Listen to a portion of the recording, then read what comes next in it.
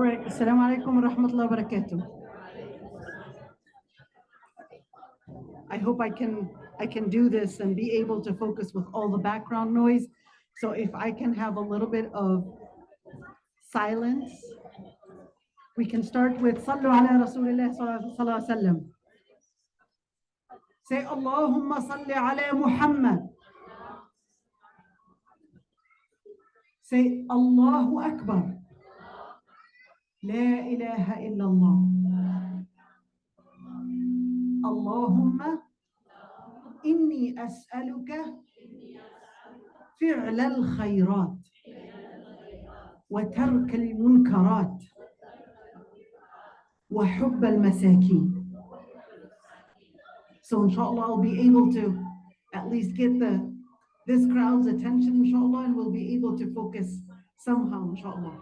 So the topic that I was asked to talk about is really the 4 women that were promised Jannah, or at least that were mentioned in the hadith, where the Prophet ﷺ said in the hadith, there were 4 women that were actually perfect. Or was it really actually like that? In where the Prophet ﷺ said, كَمُلَ مِنَ الرِّجَالِ كَثِيرٌ. There were many men that reached the level of perfection. وَلَمْ يَكْمُلْ مِنَ النِّسَاءِ إِلَّا آسِيَ امْرَأَةُ فِرْعَوْنَ وَمَرْيَمْ بِنْتَ عِمْرَانَ وَمَرْيَمْ بِنْتُ عِمْرَانَ وَإِنَّ فَضْلَ عَائِشَةَ عَلَى النِّسَاءِ كَفَضْلِ الثَّرِيدِ عَلَى سَائِرِ الطَّعَامِ. This hadith was narrated in Bukhari and Muslim, in where the Prophet ﷺ actually said there were many men that reached the level of perfection. But out of the women, there were only 4. Number 1 is Aysha, the wife of the Pharaoh. 2 is Maryam bint Imran. 3, he mentions, is Sayyida Aysha. In another hadith that was actually narrated by other narrators, it actually added someone else. It added Khadija bint Khuwaylid. It added Fatima bint Muhammad sallallahu alaihi wasallam. Yet some of those narrations are not necessarily all authentic, at least in terms of the other names that were mentioned. There are a number of different ahadith that actually mention Maryam bint Imran and mention Khadija, or mention Khadija. Now here's one thing, is that this is actually a hadith that was mentioned in al-Bukhari and Muslim, but it's important to mention that when we actually look at the different narrations, we do see that there are different names that were actually mentioned, but they pretty much go around Maryam bint Imran, Aysha bint Muzahim, or Aysha, the wife of the Pharaoh, and Khadija bint Khuwaylid, Fatima, and Aisha. So we do see that those names are pretty much the most names that were mostly mentioned. It's really those 5 names that were mentioned. But what does it mean to be perfect or near perfect? Does that mean actually they didn't have any sin whatsoever, or what does it really mean? So number 1 is that most scholars would actually mention that perfect is to actually mean reaching the level of having taqwa, having piety, and having the highest level of morality in general. Now that's a very tricky thing to say, because when we're actually talking about highest level of taqwa or piety and highest level of morality, the question is, can't women actually get there? That's what I'm going to answer as to part of those questions, inshallah, during this lecture. Now, but before we get to that question, so who are these women anyways, and why were they pretty much excluded from all the other women? What makes them better than the other women? Why these women? Well, first, in order to get answers to these questions, we actually have to get to the Quran and the Sunnah to see, because we cannot bring about our own narrative. We can't bring in our own narrative to the question. We actually have to go back to the Quran and Sunnah, or else we'll be making our own assumptions. We'll be creating our own narrative, thinking that it's an unbiased narrative, when in reality, it actually carries a lot of biases. So let's just see and start with one after another, and we'll answer the question, does that mean that I shouldn't even try to be perfect? There's no way as a woman, but there are a lot of possibilities and chances for men. What does it actually mean? I'm going to get there, inshallah. But let's just see who these people are. Number one is Maryam bint Imran. Now, one thing is that when you go back to the Quran, Allah subhanahu wa ta'ala mentions in Surah Al-Tahrim, وصدقت بكلمات ربها وكتبه وكانت من القانتين. That's the first description. She believed in the words of her Lord Almighty and his books, and she was من القانتين. Now, here's one thing. The word al-qanit is, yes, it means to have some level of piety, but it also carries within it some level of silence. Pay attention to this one, because to practice al-qunut also means to practice moments of silence. That's actually very tricky to say, because when you say kanat min al-qanitin, so what, it was just a moment of silence that she was practicing, or what was she really practicing? So let's just see what she was really practicing throughout those times of silence.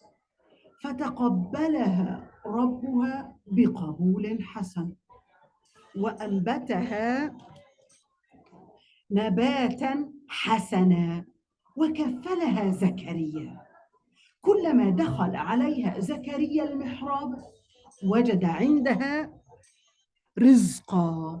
What happened? The Lord Almighty had embraced her in the best embracement. وأنبتها نباتا حسنا. The word أنبتها actually means to plant something. But this is not talking about any planting or any agriculture, but this is actually basically referring to that from the start, from when she was an early childhood, like a seed, that the Lord Almighty had basically put her in a nabatan hasana, in a family that was hasana, in a family that was pious, in an area, in an environment that had a good impact on her. What happened? Zechariah, every time he would enter her designated area of worship, he would ask her, what is that you are given? And she would say, Inna Allah yarzuqu man yasha. Where'd you get it from? Min indillah. It's just from Allah subhanahu wa ta'ala.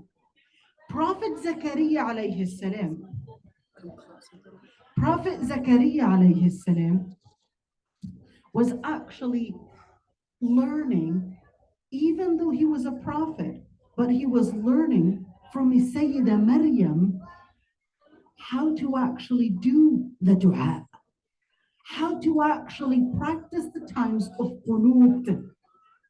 That's why Prophet Zechariah alayhi salam, when he wanted to make the dua, Allah subhanahu wa ta'ala orders him to practice a form of qunut and not speak for 3 days, illa ramza, except using sign language. What was that? It was also to emphasize the importance of silence, but it's not silence for the sake of silence. It's actually silence in order to find the time to engage in dhikr, practice and learn the art of silence to find more time. That's why eventually Allah subhanahu wa ta'ala says, وَإِذْ قَالَتِ الْمَلَائِكَةِ يَا مَرْيَمَ إن الله اصطفاك وطهرك واصطفاك على نساء العالمين. O Maryam, Allah subhanahu wa ta'ala had anointed you, had chosen you, had purified you, and chosen you above all the women. What was that for? Well, that was because she was a woman where, when even at a moment of calamity, she was always there to hold on to Allah subhanahu wa ta'ala, even when she was at a place where no one was there. So she basically said, Inni a'udhu birrahmani minka in kunta taqiyya. She was connecting herself that no, absolutely not, that she does not engage with any men outside of the relationship that Allah subhanahu wa ta'ala had designated a woman's relationship to be with a man. So she reaches out. May Allah subhanahu wa ta'ala make you. I seek refuge in Allah subhanahu wa ta'ala and be from those that have taqwa. What was that for? Well, that's because she's a woman that Allah subhanahu wa ta'ala says, وَمَرْيَمَ ابْنَةَ عِمْرَانَ التي أحصنت فرجها وصدقت بكلمات ربها وكتبه وكانت من القانتين. Maryam bint Imran, she was what? Well, she was a woman that had أحصنت فرجها. She was living the highest morality in where she was guarding her private part, guarding herself from any illicit behavior with men, and she had believed in what the Lord Almighty had sent. And كانت من القانتين, and she was a woman that was always practicing القنوت, having the piety and always that silence in order to designate it for dhikr. Asiya bint Muzahim. Asiya was a rather interesting personality. Although we don't have a lot of information about Asiya, but we do know that Asiya was a queen. Asiya was not any type of a queen, but she was actually the one to have also some influence on the Pharaoh, the king. Even when baby Musa was found, she was the one to have the influence on the king and actually recommend that he would be kept, he would be adopted by the king as his own son. That's how much influence she had. But even though she had all the influence, but when she had believed in Musa alayhi salam, that was the start and in fact the end of any influence and any power that she could have, not only in the kingdom, but only in regards to her own security. Even her own security fell right before her eyes when one day she had the power to make and rule and have some authority in what goes on in the palace. Now she has no power, not even to protect her own self. That's why when she had believed, despite all the opposition, despite all the warning, despite all the different persecution that she was going through, she was actually killed by the Pharaoh himself for no reason but for believing in Allah subhanahu wa ta'ala. And that's why Allah subhanahu wa ta'ala had stated Maryam bint Imran and also Asiya bint Muzahim, where Allah subhanahu wa ta'ala had actually made them to be the best example for the believers. Why? Because to face a challenge, to face an opposition, to be a leader, despite all the fitan, is not very common for women, but it's more common in men. It's a lot easier for men to be leaders. Why? It's part of their ego. It's part of their personality. It's part of a number of different things Allah subhanahu wa ta'ala created in their nature. It's easier for them.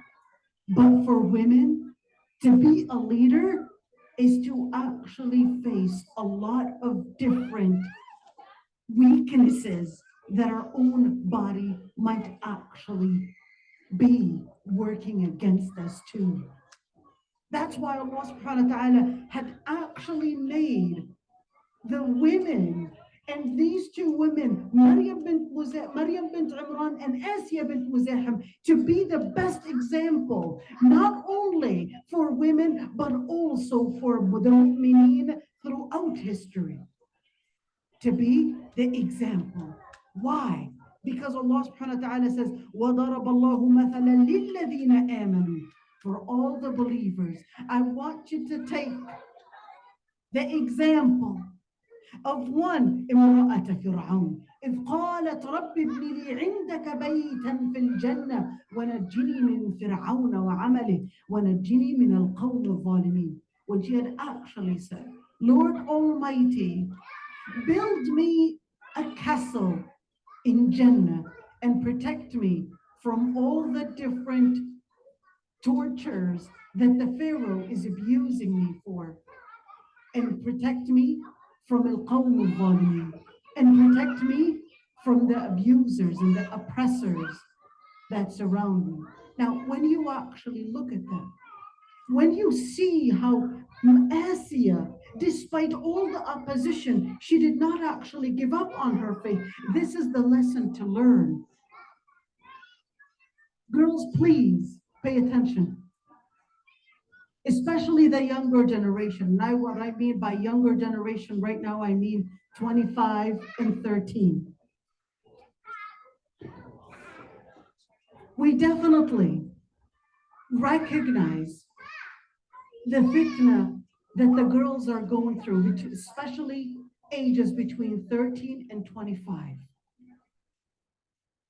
The fitna of men, the fitna of family, the fitna of universities and colleges, the fitna of media, the fitna of your own body, the fitna of the society that is predominantly non-Muslim around you. There's definitely a fitna. But remember this, the girl that is holding on to her deen in the midst of all this fitna is actually at a higher rank than a person that is holding on to their deen when there's no fitna. Please keep this in mind. In other words, when we say that you will be at a higher rank of iman, they're hum darajatun indallah. They're basically ranks in the eyes of Allah subhanahu wa ta'ala. If you actually hold on to your deen in a society where the fitna is at its highest, it is at its climax, then you are right now you're given right now a promotion to be amongst those that the Prophet ﷺ had actually talked about. القابض على دينه كالقابض على الجمر. The one that holds on to their deen is like the one that's holding on to a burning coal. I know it's not easy. I know it's extremely hard. If you are not capable of doing it, remember at least these examples, how they too were also facing an opposition from the society. We're facing torture. I'll assure you, no one's going to torture you for wearing your hijab. No one's going to torture you and burn you for saying La ilaha illallah. Don't be afraid to speak up your identity. And that's why these women were actually considered as the best examples. They were not afraid of speaking up their identity. That's what made them the women that were in the highest rank of leadership. That's what made these women in the highest rank of the example. That's why when we actually speak of these women, they did not only face the oppression, but they actually did whatever it takes in order to stand up for their identity, for their faith, for their religion, no matter what it takes. Even if their life was put at the trigger, they were not willing to give up. And that's why, as a Muslim woman, we should always remember that if you really want to take a good example, don't give up.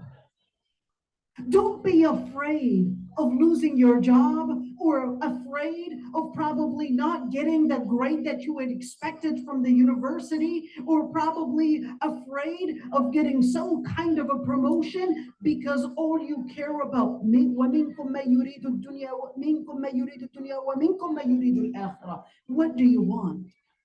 Do you want the dunya or do you want the akhirah? You choose. You choose, and that's exactly what these women had chosen. They chose al-akhirah. Even if her husband was the king himself, she was willing to give everything up. She was willing to give up her kingdom, her authority, her position, all the different slaves that were under her hand and all the power. She didn't want dunya. She wanted al-akhirah. Maryam was a woman of dhikr. That's why Allah subhanahu wa ta'ala was teaching her. Ya Maryam, usjudi, warka'i. You need to do sujood.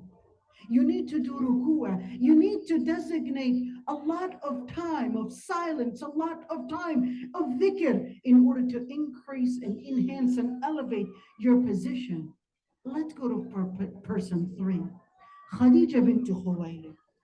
Khadija, Ibn Hajar al-Asqalani says, she was actually a woman. He said, كانت حريصة على رضاه بكل ممكن.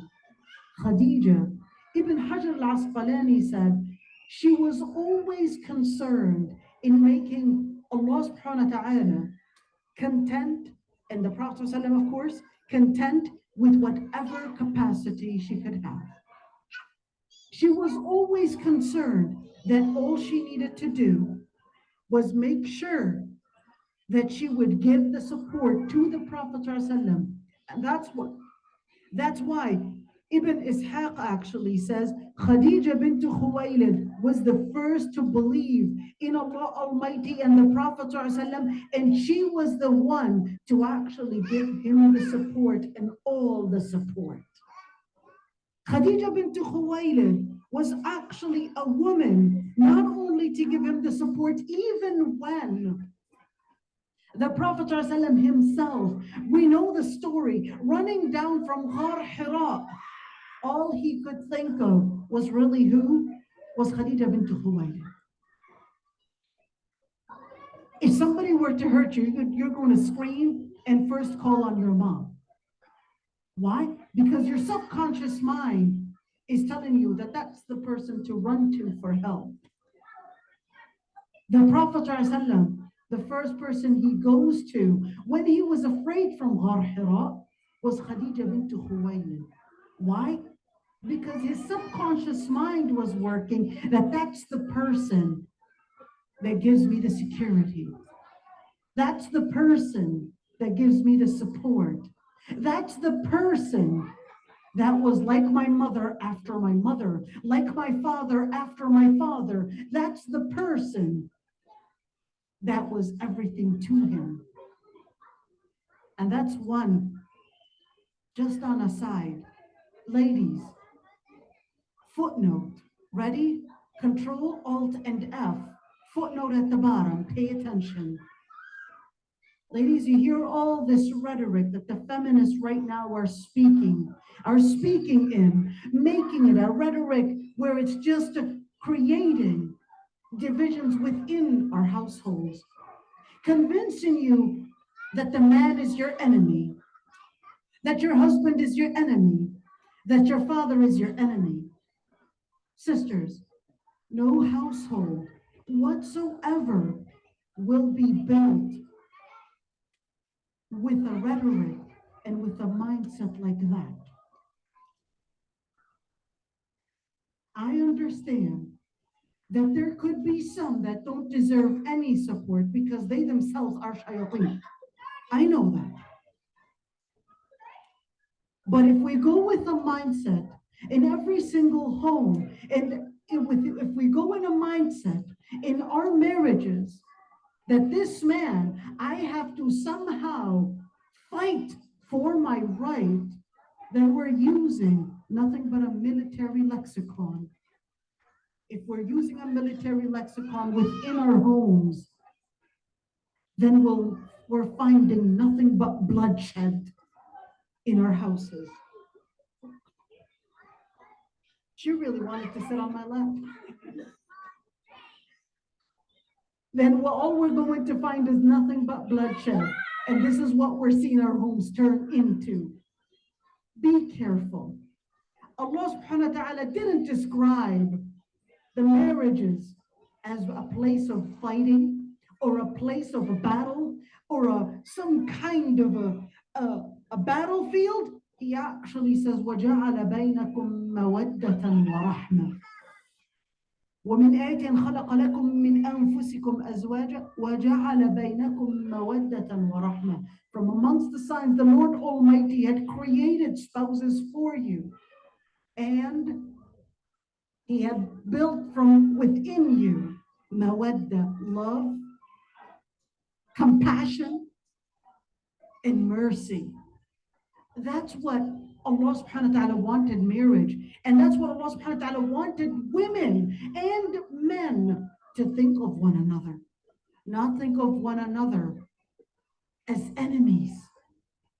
Sayyidah Khadija, even before Islam, the Prophet ﷺ only saw her as the supporter, only saw her as the one to give security, only saw her as the one to give the most compassion.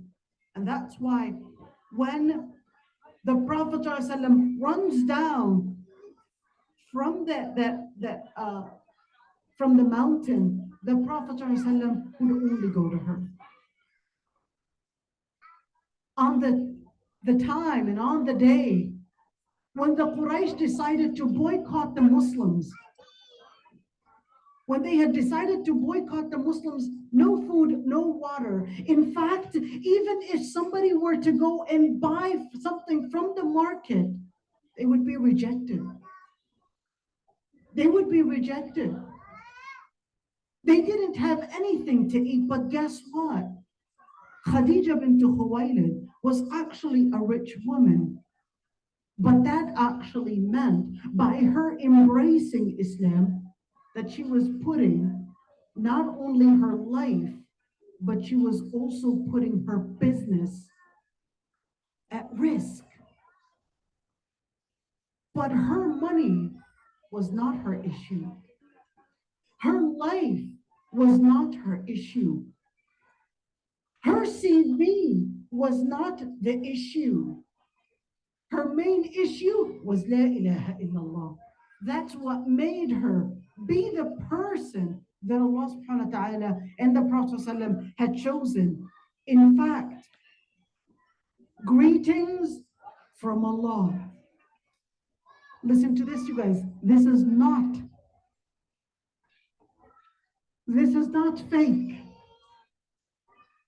But this is Jibreel alayhi salam literally coming down, literally saying, Khadija is going to come with food right now. What to do? Tell her that Allah subhanahu wa ta'ala, when she comes to you, tell her that the Lord Almighty gives her salam, gives her greetings, and give her the greetings from me. Allah subhanahu wa ta'ala sends Jibreel just to give greetings for his Sayyidah Khadija, folks. Imagine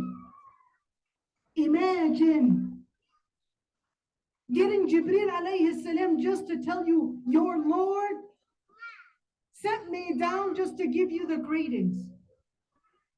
Jibreel. Allah subhanahu wa ta'ala describes Jibreel, عَلَّمَهُ شَدِيدُ الْقُوَى. Allah subhanahu wa ta'ala describes Jibreel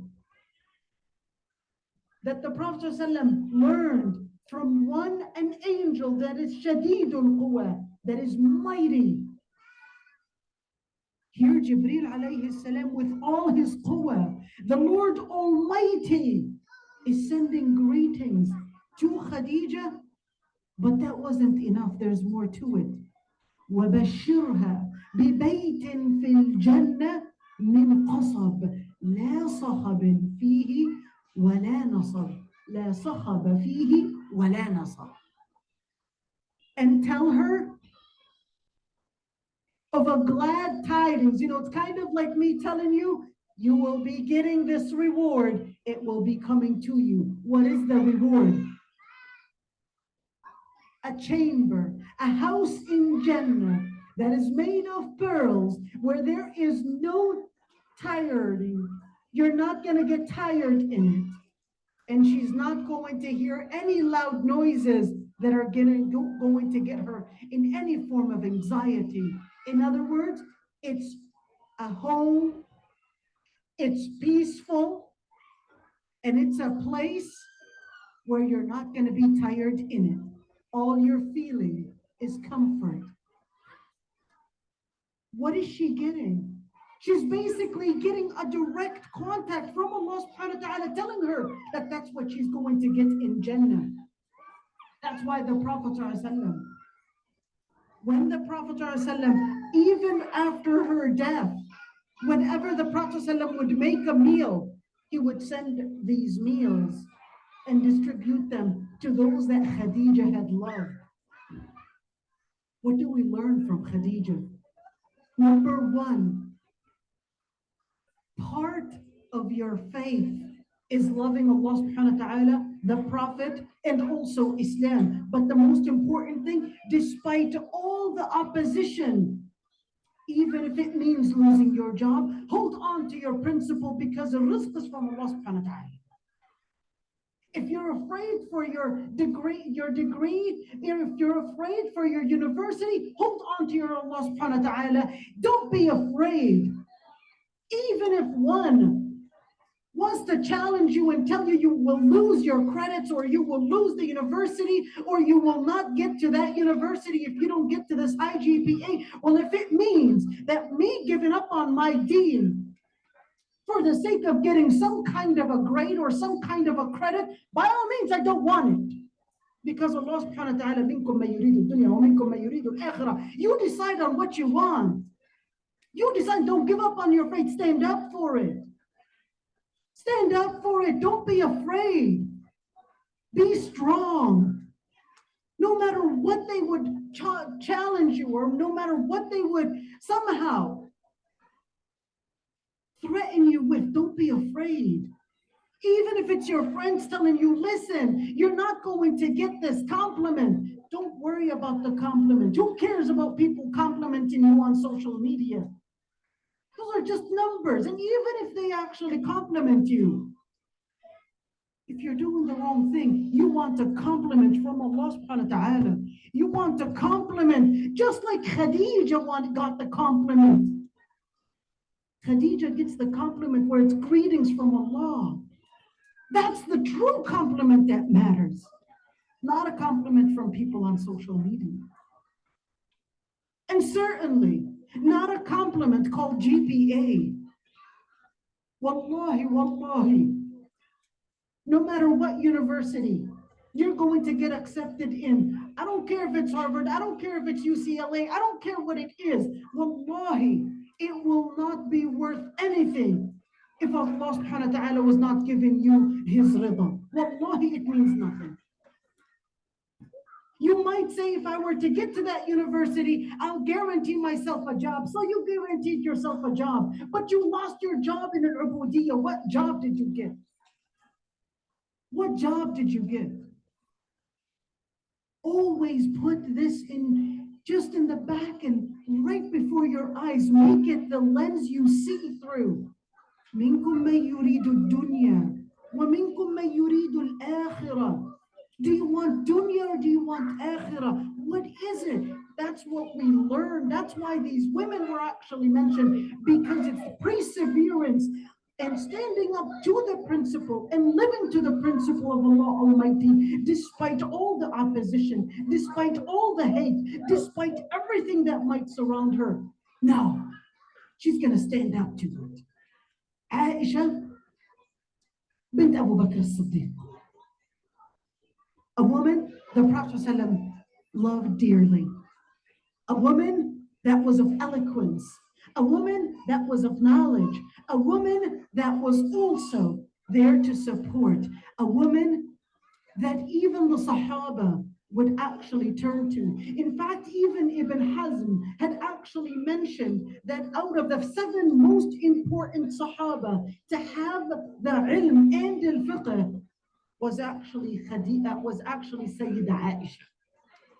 Was Sayyida Aisha. Her knowledge was actually mentioned by Abu Musa al-Ash'ari, who said every time we might be confused about any matter, we would basically go to Sayyida Aisha and we would always find great knowledge that she's got, that she would have a great knowledge for us to learn from. And of course, when we're speaking about eloquence, Al-Ahnaf ibn Qais, he actually said, I had heard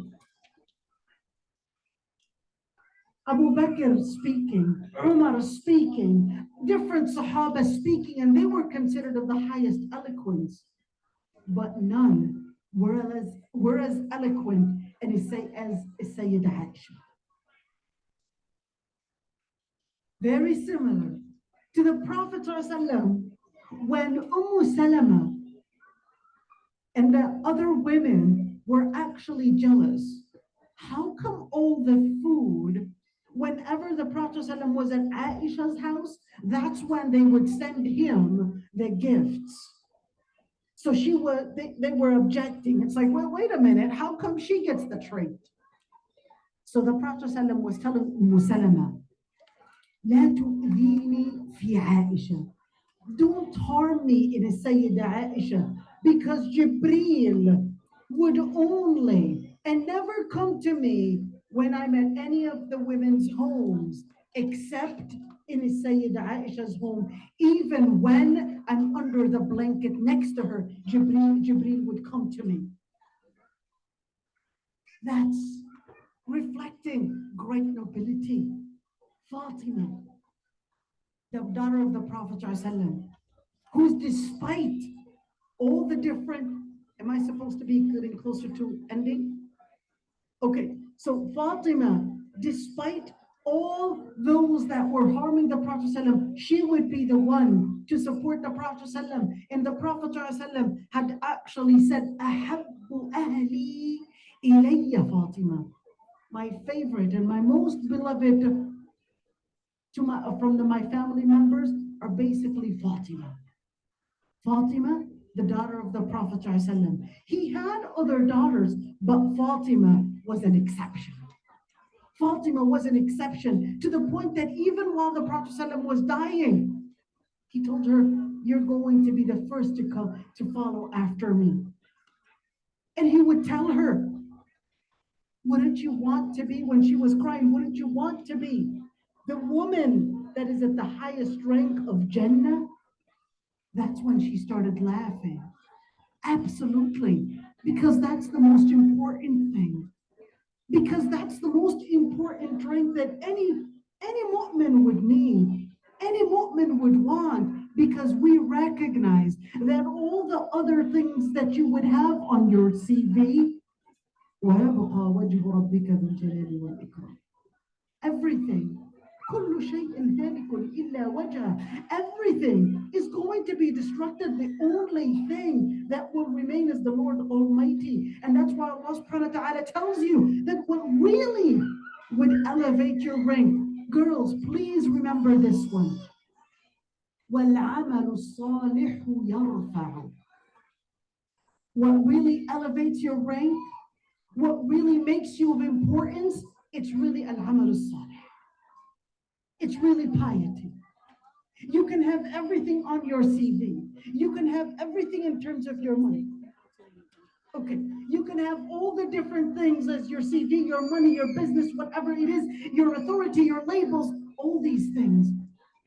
But when you die, tell me what remains. When you die, what remains? Not your job, not your money, and not the GPA that you got, and certainly not the university that you entered.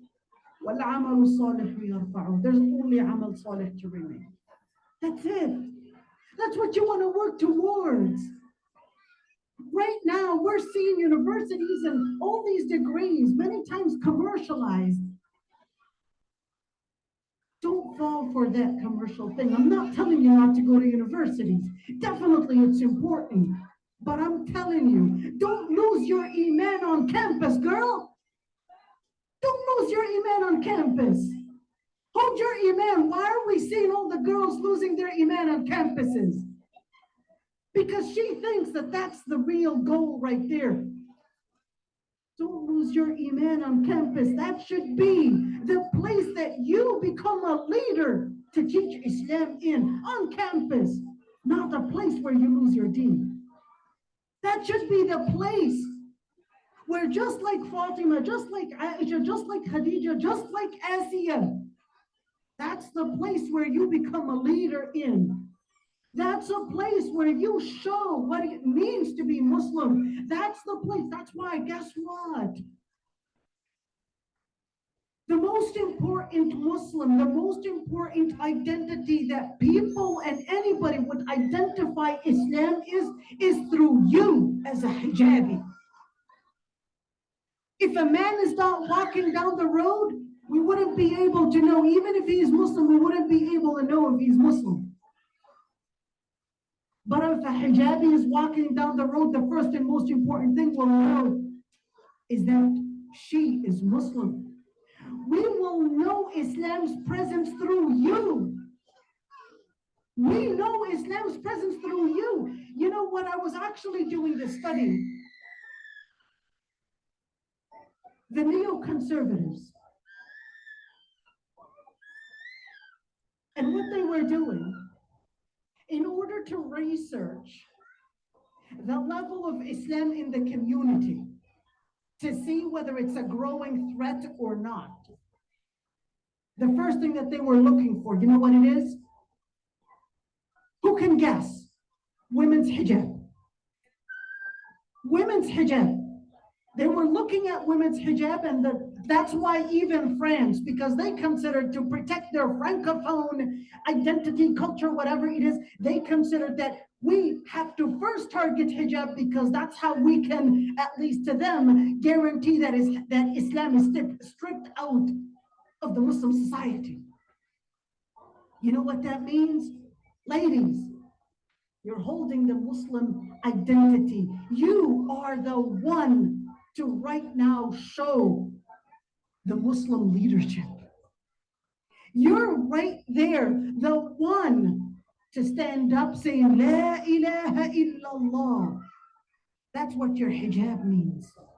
That's why Allah subhanahu wa ta'ala says, ذَلِكَ أَدْنَى أَن يُعْرَفْنَ فَلَا يُؤْذَيْنَ. It's for them to be known, to be known with what? To be known for their Muslim identity, to be known for their bashfulness, to be known for La ilaha illallah, to be known that she's a woman of principle, she's a woman of value. Therefore, definitely not a woman to sell her principle, not for any walking man on the street. I'm a woman of principle. That's what hijab means. I'm a leader. That's what it means. I'm a woman that value my Lord Almighty.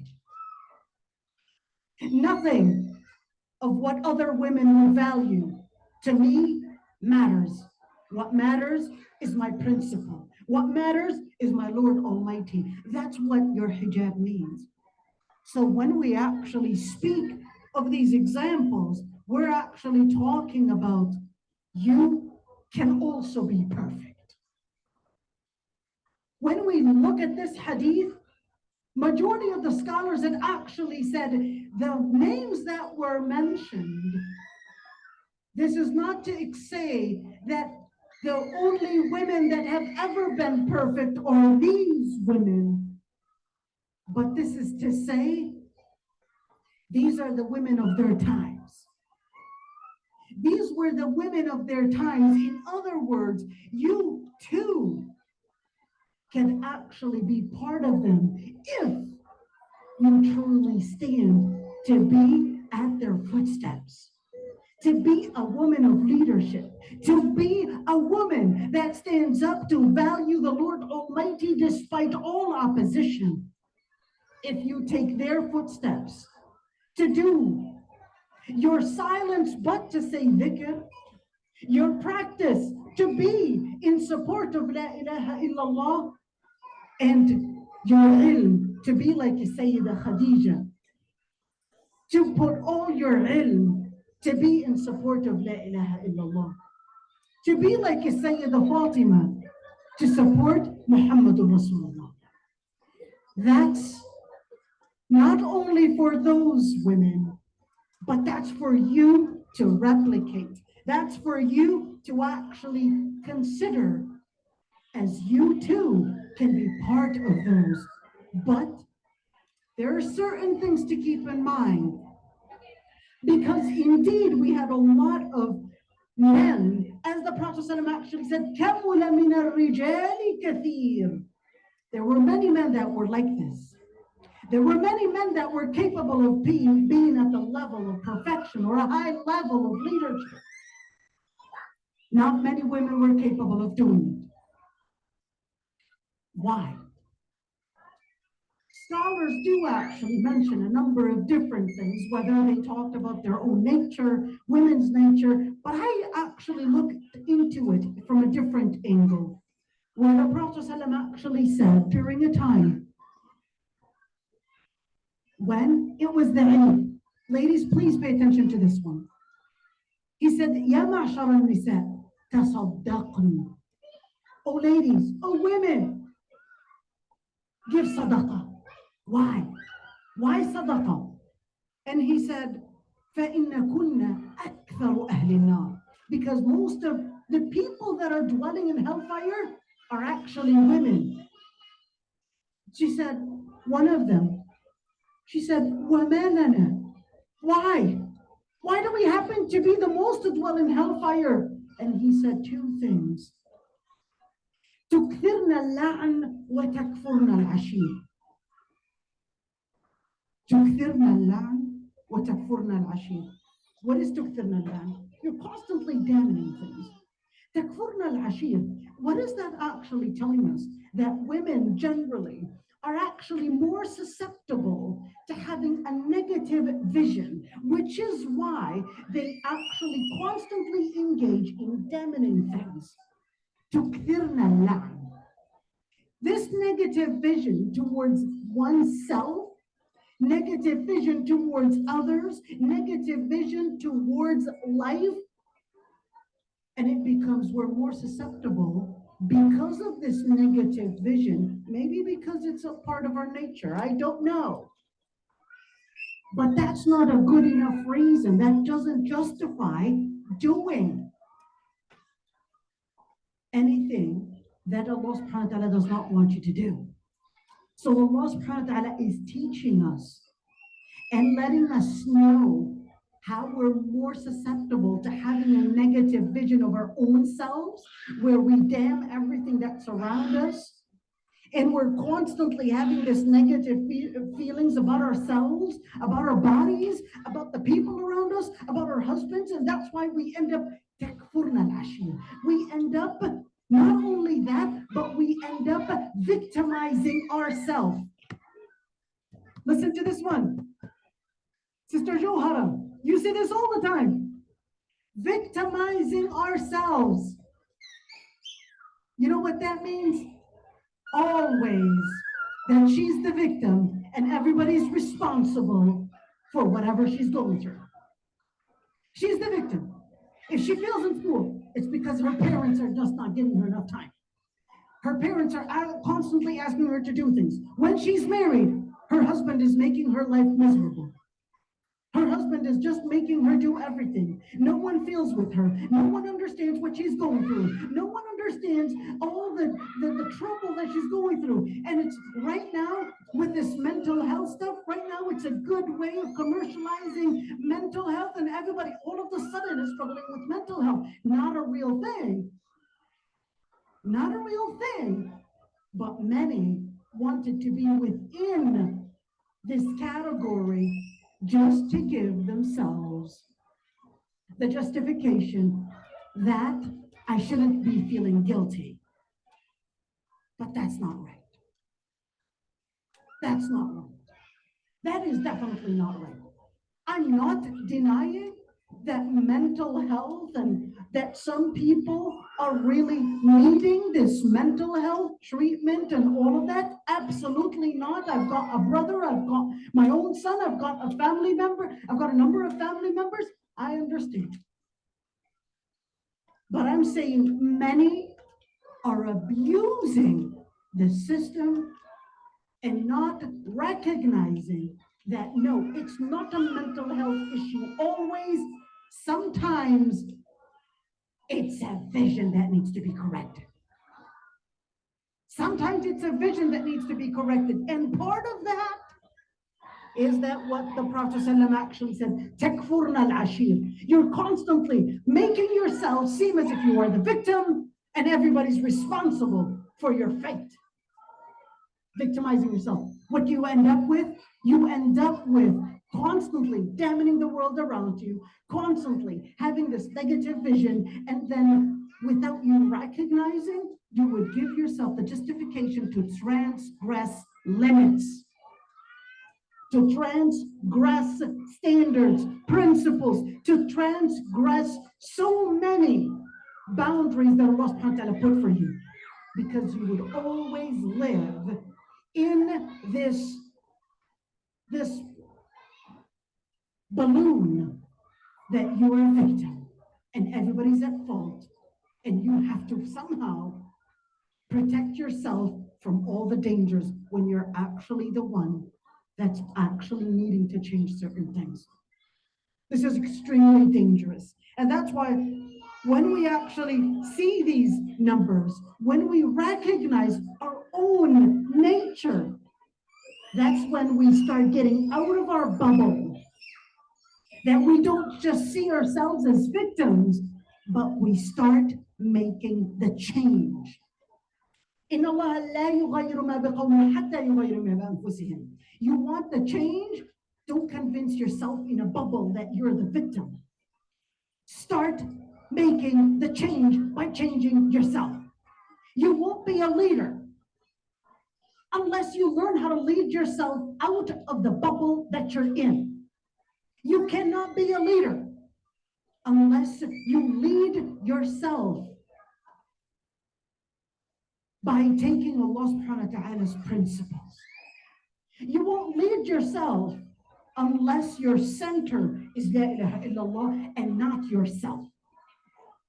Social media is now creating a new social currency in where it's all about me. If you look at most girls, they'll be taking selfies of themselves, their images, their faces, filters, etc. Most guys would actually be taking pictures of what they're doing and not their own self-image. Why? Because more girls are self-centered than boys.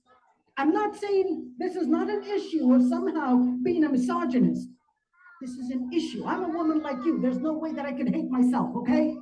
By the way, just on a side, I was a very, very mean, yucky feminist one day. Okay, just to tell you, all right? And I mean it, all right? So I understand all the feminist things that are going on in all this community stuff, okay? But I want to say one thing. I want to say one thing. In order for us to get out of the jahiliyyah that many of us as women, we could be susceptible to, we first have to regard La ilaha illallah as our center. That's our vision. That's why Ibn al-Arabi, when he talked about Abu Hanifa, he said, as for Abu Hanifa, فَقَدْ جَعَلَ الْقُرْآنَ مِرْآتَهُ فَأَبْصَرَ الْحَقِّ. Abu Hanifa had made the Quran be the lens he sees through, and he was able to see the truth. You want to see the truth? You want to see things based on their real measurement? You got to put Quran and Sunnah. There's no way for you to know Quran and Sunnah if you don't take the time to get ilm. You got to take the time to get ilm, because if you don't get ilm, then you're going to live in your own manipulation. You're going to live in a delusion. That's why you need to put some time every single day. We don't have time. We're living in a time where it is literally unprecedented fitna. So that's why, can I be part of that limit? Yes, you can be. The Prophet ﷺ just mentioned some of these names, like Al-Qurtubi had said, or even here Shaykh al-Islam, he actually said this was talking about the previous nations. And here Al-Qadi Iyad also mentions, this is basically, he said, وَلَيْسَ يشعر الحديث بأنه لم يكمل ولا يكمل ممن يكون في هذه الأمة غيرها. He actually says, Al-Qadi Iyad, who's Maliki madhab, he actually says, there's nothing in the hadith that says that it's impossible for any woman to actually be part of that. Doesn't mean that that's the end of it. It just means for you to recognize what it takes to actually be at that level, what it takes to be within that. So what we need to do is, one, in order to create the change, lead. You need to be a leader. And to be a leader, you need to recognize your responsibilities that surround you. And you need to recognize your power. Your power is basically La ilaha illallah. There's no way. The stronger the tide against you, the stronger the fitna that you're challenging, the more effort you will need to put. And of course, the more effort you put, the higher the rank in the eyes of Allah subhanahu wa ta'ala and in the akhirah. Finally, in order to be part of that, practice silence. Find time for dhikr. Take the time to learn your deen and practice resilience to fitna, no matter how strong it may be. Jazakumullah khairan wa barakallahu fikum. Are they going to have time for questions? Yes? 5 minutes of questions? All right, any questions? I guess everybody has their questions answered. I guess we are done, inshallah. Is there like a Q&A session, or that's it? Fair enough. Okay, inshallah.